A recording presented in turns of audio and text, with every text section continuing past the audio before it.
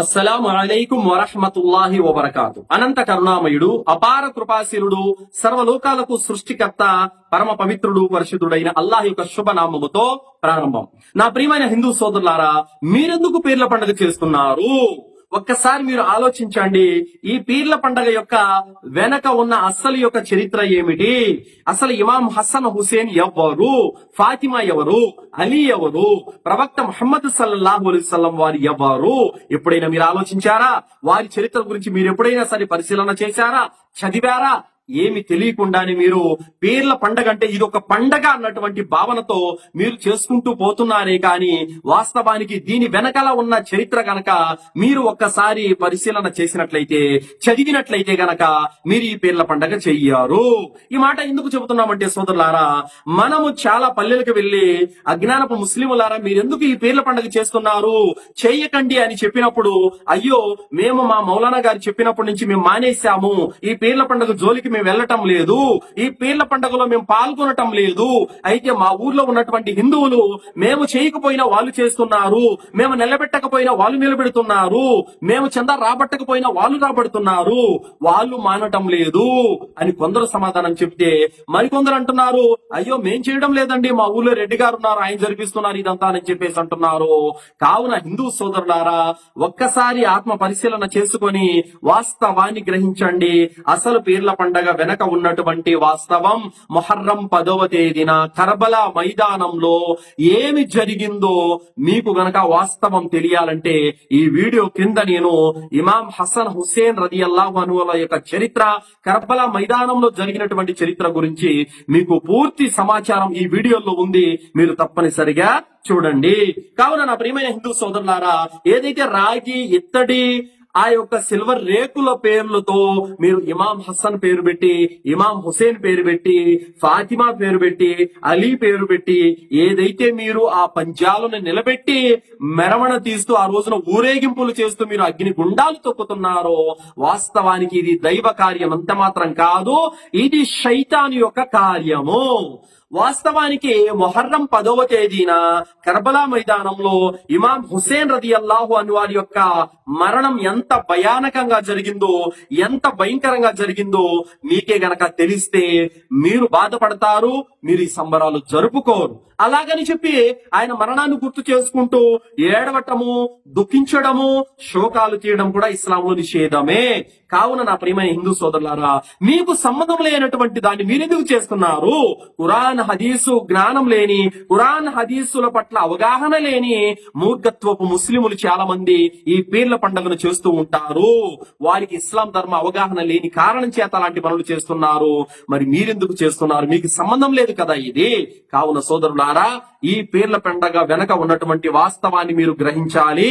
వాస్తవానికి ఇమాం హసన్ హుసేన్ వీళ్ళు మనలాంటి సాధారణ మానవులే, దైవాలు ఎంత మాత్రం కూడా కారు.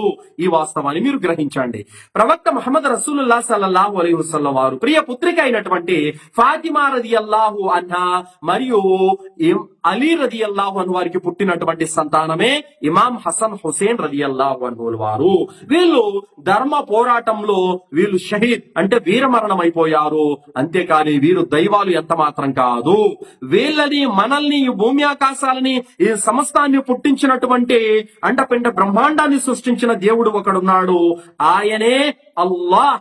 ఆయన ఈ భూమండలం మీద లేడు. ఆయన జ్ఞానపరంగా ఈ విశ్వమంతా కూడా ఆవరించి ఉన్నాడు, కానీ అస్తిత్వ ప్రకారం ఆయన 7 ఆకాశాల పైన ఉన్నాడు. అంతిమ దైవ గ్రంథమైనటువంటి ఖురాన్ గ్రంథంలో 32వ సూర 4వ వాక్యంలో అల్లాహ్ అంటున్నాడు, అల్లాహుల్లదీ ఖలకస్ సమావాతి వల్ అర్దు వమా బైనహుమా ఫీ 6 అయ్యాం థుమ్మ ఇస్తవా అలల్ అర్ష్ మా లకుం మిన్ దూనిహి మిన్ వలియ్యిన్ వలా షఫీన్ అఫలా తతదక్కరూన్. ఆయనే అల్లాహ్ భూమిని, ఆకాశాలను, వాటి మధ్య ఉన్న సమస్తాన్ని 6 దినాలలో పుట్టించినటువంటి వాడు. తర్వాత మహోన్నతమైనటువంటి సింహాసనాన్ని అధిష్ఠించాడు. ఆయన తప్ప మిమ్మల్ని ఆదుకునేవాడు, సిఫారసు చేసేవాడు ఎవ్వడు లేడు. అయినా కూడా మీరు హితబోధ గ్రహించరేమిటి అని అల్లా అంటున్నాడు. ఆ అల్లా ఆయన సృష్టి సామ్రాజ్య పీఠాన్ని, సింహాసనాన్ని అధిష్ఠించి ఉన్నాడు. ఆ సింహాసనం ఎక్కడ ఉంది? 7 ఆకాశాల పైన ఉంది. అర్ రహ్మాన్ రహమాను అలల్ అర్షి ఇస్తవా, సృష్టి సామ్రాజ్య పీఠమైన సింహాసనాన్ని ఆ కరుణామయుడు అధిష్ఠించి ఉన్నాడని ఖురాన్ గ్రంథం అంటుంది. కావున మన చేతులతో మనం తయారు చేసే ఇత్తడి రేకుల్లో దేవుడు లేడు, సిల్వర్ రేకుల్లో దేవుడు లేడు. కావున మనము ఈ మన చేతులతో మనం తయారు చేసుకున్న వస్తువులు దేవుడు లేడు. కావున నా ప్రియమైన హిందూ సోదరులారా, చాలా మంది ముస్లిములు ఈ పీర్ల పండగ చేయడం లేదు, మానేశారు. కావున మీరు కూడా మారండి, సత్యాన్ని గ్రహించండి, నిజ దైవం వైపునకు మరలండి. ఈ పీర్ల పండగ అనేది దైవ కార్యం కాదు, శైతాన్ యొక్క కార్యము. వాస్తవానికి మన ఇంట్లో ఎవరైనా అతి క్రూరాతి ఘోరంగా చనిపోయిన రోజున మనం పండగ చేసుకుంటామా చెప్పండి? కానీ ఎవరైనా చేసుకుంటే కూడా చూసే వాళ్ళు ఏమంటారు, ఏమయ్యా బుద్ధుందా లేదా, నీ కొడుకు లేదా నీ అన్న నీ తమ్ముడు అంతా క్రూరంగా చనిపోయిన రోజున నువ్వు పండగ చేసుకుంటున్నావా అంటారా అనరా? మరి మొహర్రం 10వ తేదీన కర్బలా మైదానంలో ఇమాం హుస్సేన్ రదియల్లాహు అన్హు వారి యొక్క మరణం కూడా చాలా ఘోరంగా జరిగింది, అతి కిరాతకంగా జరిగింది. ఆయన యొక్క ముండాన్ని వేరు చేసి ఆ తలకు కట్టెను చెక్కి వాళ్ళు సంబరాలు చేసుకున్నారు. మరి హుస్సేన్ రదియల్లాహు అన్హు యొక్క శత్రువులు పండగ చేసుకున్నారు. ఈ రోజు ఆయన మరణం జరిగిన రోజున మొహర్రం 10వ తేదీన మీరు కూడా సంబరాలు చేసుకుంటున్నారంటే ఇంకా ఇమాం హుస్సేన్ శత్రువులకి మీకు తేడా ఏముంది? ఒక్కసారి ఆలోచించండి. కావున ఏదో ముస్లింలు, కొంతమంది ధర్మజ్ఞానం లేని ముస్లింలు చేస్తున్నారు, మేము కూడా చేస్తున్నాం అన్నటువంటి ఒక అడుగుజాడలో మీరు నడుస్తున్నారే గాని వాస్తవానికి ఇమాం హసన్ హుస్సేన్ వాళ్ళు మనుషులు, దైవాలు కారు. వాళ్ళ పేర్లతో మీరు గుండెమేటలు కొట్టినా, మీరు ఆ పంజాలు నిలబెట్టడానికి లక్షలు ఖర్చు పెట్టినా, డీజేలను పిలిపించడానికి మీరు లక్షలు ఖర్చు పెట్టినా, అలాగే మీరు ఆ గుండం తొక్కడానికి అనేక రకరకాల కార్యాలు నిర్వహించడానికి చందాల రూపంలో మీరు లక్షలు ఖర్చు పెట్టినా కూడా మీకు ఒక్క రూపాయి ఎంత పుణ్యం కూడా మీకు రాదు. దాని ద్వారా మీకు పాపమే వస్తుంది. ఎందుకంటే ఇమాం హసన్ హుస్సేన్ ఎప్పుడు కూడా మా పేర్లతో పంజాలను నిలబెట్టి ఊరేగింపు చెయ్యండి అని ఎప్పుడు కూడా చెప్పలేదు. కావున చరిత్రలో ఈ పీర్ల పండగ అనే దానికి, ఈ పీర్ల పండగ నిర్వహించాలనే దానికి ఎలాంటి ఆధారము లేదు, ఎలాంటి గ్రంథాల నుండి నిరూపణ కూడా లేదు. ఒక ఊహలతోటి ఎవరో జ్ఞానం లేని పెద్దవాళ్ళు చేశారని దాన్ని చేసుకుంటూ రావడము ఇది వృధా కార్యము. మీరు ఖర్చు పెట్టే డబ్బులంతా కూడా బూడిదలో పోసిన పన్నీరు లాంటి తప్ప ఎలాంటి లాభం లేదు. కావున నా ప్రియమైన హిందూ సోదరులారా, దేవుడు అంటే పుట్టించేవాడే గాని పుట్టేవాడు కాదు, దేవుడు అంటే మరణాన్ని ఇచ్చేవాడే గాని మరణించేవాడు కాదు, దేవుడు అంటే ఉపాధిని ఇచ్చేవాడే గాని తినేవాడు కాడు, దేవుడు నిద్రనిచ్చేవాడే గాని నిద్రపోయేవాడు కాదు. ఆయన ఈ భూమండలంలో నివాసం ఉండాడు. ఆయనకు తల్లిదండ్రులు, భార్య బిడ్డలు, కామ కోరికలు, నిద్రాహారాలు, ఎలాంటి బలహీనతలు లేనటువంటి పరమ పవిత్రుడు ఆయన. ఆయన ఎవరో పుట్టిస్తే పుట్టేవాడు కాదు, ఎవరో చంపితే చనిపోయేవాడు కాడు. ఆయనకు ఆకలి దప్పులు, కామ కోరికలు, భార్య పిల్లలు, ఎలాంటి బలహీనత లేనటువంటి పరమ పవిత్రుడు. ఆ సృష్టికర్త ఈ భూమండలంలో నివాసం ఉండాడు. కావున సోదరులారా, ఒక్కసారి ఆలోచించండి. మీరు ఇమాం హసన్ హుస్సేన్ల పేర్లతో ఈ పీర్ల పండగ ఎంత ఘనంగా నిర్వహించినా, ఎన్ని లక్షల కోట్లు మీరు ఖర్చు పెట్టినా కూడా ఇదైతే దైవ కార్యం కాదు, ఇది ఒక శైతాను కార్యము. కావున హిందూ సోదరులారా, ముస్లింలే దీన్ని మానేస్తున్నప్పుడు మీరెందుకు చేస్తున్నారు? మీకు అవసరం ఏముంది? దీని ద్వారా మీకు లాభం ఏంటి? కావున దేవుడు అనేవాడు విగ్రహాల్లోనూ, చిత్రపటాల్లోనూ, పుట్టల్లోనూ, చెట్టల్లోనూ ఇలాంటి చోట ఉండడు సోదరులారా. నేను ఒక చోట చూశాను, రైల్వే స్టేషన్ పక్కన ఒక వేప చెట్టు ఉంది. ఆ వేప చెట్టు దగ్గర పసుపు, కుంకుమ, కొన్ని పూల దండలేసి వాటిని మొక్కుతున్నారు ప్రజలు. దాని పక్కనే మలమూత్ర విసర్జన కోసం ప్రజలంతా వచ్చి ఆ చెట్లలో వెళ్ళిపోతూ ఉన్నారనమాట.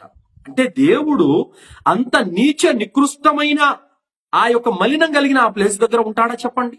ఏం ఆలోచిస్తున్నాం? దైవం విషయంలో మనుషుల యొక్క పరిస్థితి ఎలా అయిపోయిందంటే సోదరులారా, మొన్ననే 1500 మంది జనాలను వెంట వేసుకొని పలానా భూమిలో పీర్లు ఉన్నాయి నేను చూపిస్తాను రాండి అని ఒక బాలుడి తీసుకెళ్లితే జనాలు ఎంత తెలివి తక్కువతనంతో ఉన్నారో చూడండి.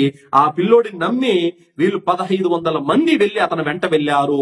అతను ఏదో ముందుగానే పూడ్చిపెట్టినటువంటి కొన్ని ఇత్తడి, రాగి, సిల్వర్ రేకులను వెలికి తీశాడు. ప్రజలంతా కూడా ఇదేదో నువ్వే పూడ్చిపెట్టి నువ్వే చేస్తున్నావని తర్వాత తిట్టిపోశారు.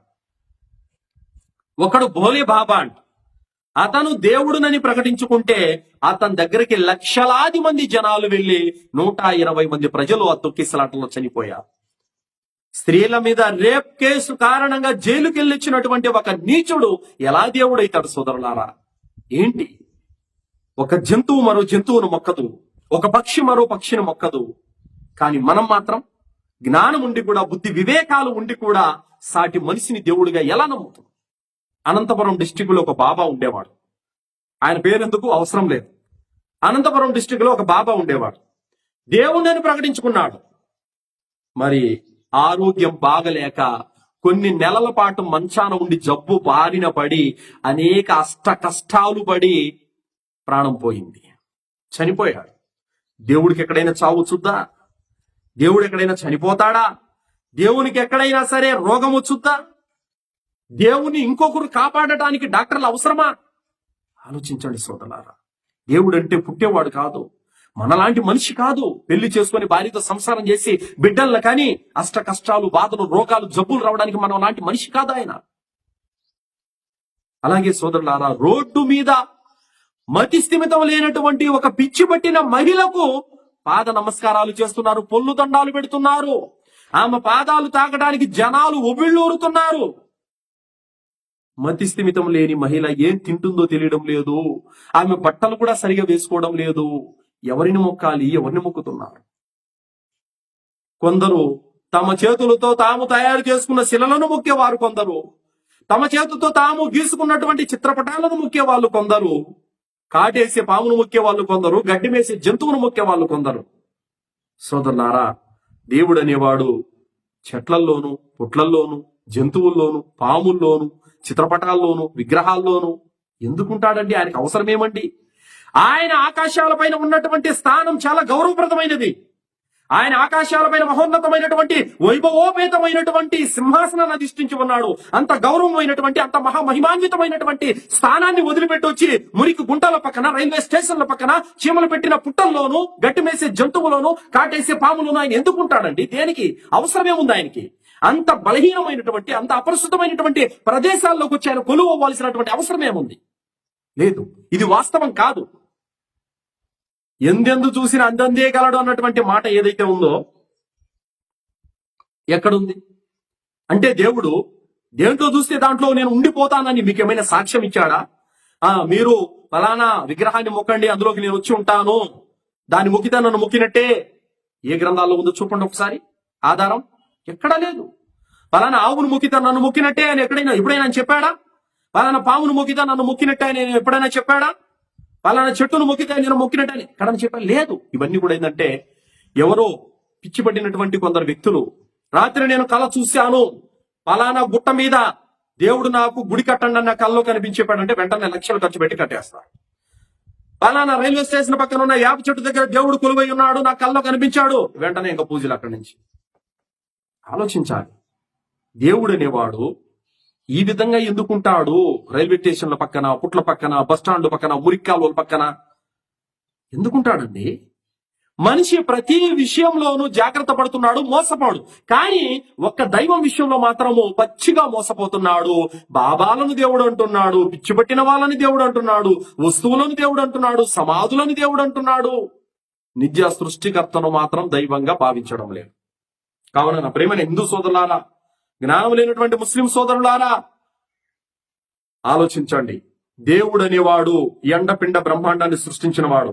మధ్యలో నువ్వు తయారు చేస్తే వచ్చినవాడు కాదు. నువ్వేదో ఒక మట్టితో పిసికి దానికి రంగులేసి ఒక ఆకారాన్ని ఇస్తే ఆయన దేవుడు అయిపోడు. నువ్వు పుట్టించేదేంటి? నువ్వు పుట్టక ముందు, భూమి పుట్టక ముందు, ఆకాశాలు పుట్టక ముందు, ఈ సమస్తం తయారు కాకముందు నుంచి ఆయన ఉన్నాడు. మధ్యలో నువ్వు తయారు చేసేదేంటి ఆయన్ని? ఆలోచించండి. మనం తయారు చేసుకొని రంగులేసుకున్నా, దానికి బంగారు తొడుగు తొడిగినా అది మనిషి చేసిన వస్తువే తప్ప అది దైవం కాజాలదు. ఈ వాస్తవాన్ని గ్రహించండి. అల్లా అంటే మనలాంటి మనిషి కాదు. అల్లా అంటే ఎవరో తయారు చేస్తే వచ్చిన వాడు కాదు. సర్వ లోకాలను సృష్టించిన వాడు. ఆయన తప్ప మరొక ఆరాధ్య దైవం ఎవడు లేడు. ఆయన మీలాగా నాలాగా పుట్టినోడు కాదు. మీలాగా నాలాగా పెళ్లి చేసుకుని భార్యతో సంసారం చేసి బిడ్డల కన్నవాడు కాదు. మీలాగా నాలాగా మానవ జీవితం కాదు ఆయనది. ఆయన మహోన్నతమైనటువంటి అపారమైన శక్తి సంపన్నం కలిగినటువంటి మహోన్నతమైనటువంటి సృష్టికర్త. ఆయన తప్ప మరొక దేవుడు ఎవడు కూడా లేడు. ఎవరైతే మనలాగా పెళ్లి చేసుకున్నారో వాళ్ళు దైవాలు కారు. ఎవరైతే మనలాగా పుట్టారో వాళ్ళు దైవాలు కారు. ఎవరైతే మనలాగా కామ కోరికలు తీర్చుకుంటున్నారో వాళ్ళు దైవాలు కారు. ఎవరైతే 2, 3, 4, 5 పెళ్లిళ్ళు చేసుకొని దైవాలుగా పిలువబడుతున్నారు వాళ్ళు కూడా దైవాలు కాజాలరు. వాళ్ళు మనలాంటి మనుషులే. అందుకోసమే వారికి అమ్మా నాన్నలు ఉన్నారు. అందుకోసమే వారి కామ కోరికలు ఉన్నాయి కాబట్టి పెళ్లిళ్ళు చేసుకున్నారు. అందుకే వాళ్ళు భార్యలతో సంసారం చేసి బిడ్డల్ని కన్నారు. అందుకే వారికి కూడా సమస్యలు, బాధలు, ఇబ్బందులు వచ్చాయి. అందుకోసమే వాళ్ళు అడవులు పాలై ఉన్నారు. అందుకోసమే యుద్ధాలు చేశారు. రోగాలు, జబ్బులు కూడా భరించి ఉన్నారు. మనలాంటి సాధారణ మనుషులే వాళ్ళు దైవాలు కాచాలరు. కావున ఇమాం హసన్ హుసేన్లు కూడా మానవులే. వాళ్ళని మీరు దైవాలుగా భావించి మీరు మకాన్లో పంజాలను నిలబెట్టినంత మాత్రాన వాళ్ళు దైవాలు అయిపోరు. వాళ్ళకి ఈ విషయం ఏమాత్రం సంబంధం కూడా లేదు. ఇది దైవ కార్యం కాదు, శైతాను కార్యము. కావున మమ్మల్ని అందరినీ సమస్తాన్ని పుట్టించిన దేవుడు ఒకే ఒక్కడు అల్లా. ఆయన తప్ప మరొక దేవుడు ఎవడు లేడు. ప్రవక్త ముహమ్మద్ రసూలుల్లాహ్ సల్లల్లాహు అలైహి వసల్లం అల్లా పంపగా వచ్చినటువంటి చిట్ట చివరి దైవ సందేశారుడు. ఆయన సందేశాన్ని విన్నటువంటి వారు సాఫల్యం పొందుతారు. కావున సోదరులారా, మీకు కర్బలా మైదానంలో ఏం జరిగిందో మొహర్రం 10వ తేదీన అసలు ఇమాం హసన్ హుస్సేన్ ఎవరో మీకు పూర్తిగా తెలియాలంటే క్రింద నేను లింక్ ఇస్తున్నాను. ఆ లింక్ లోకి మీరు వెళ్లి వీడియో బాగా పరిశీలన చేసి వినండి. మీకు వాస్తవం అర్థమవుతుంది. ఈ అధర్మ కార్యాలు, పాప కార్యాలు మానేసి నిజ సృష్టికర్త అయినటువంటి దైవ వైపునకు మరలండి, సన్మార్గాన్ని పొందండి సోదరులారా. అల్లాహ్తో నేను దువా చేస్తున్నాను. విన్నటువంటి విషయాలపైన పరిపూర్ణమైనటువంటి విశ్వాసంతో నిజ దైవాన్ని గుర్తించి ఆయన ధర్మాన్ని అనుసరించే భాగ్యాన్ని అల్లాహ్ మనందరికీ ప్రసాదించుగాక. ఆమీన్. అస్సలాము అలైకుం వరహ్మతుల్లాహి వబరకాతుహు.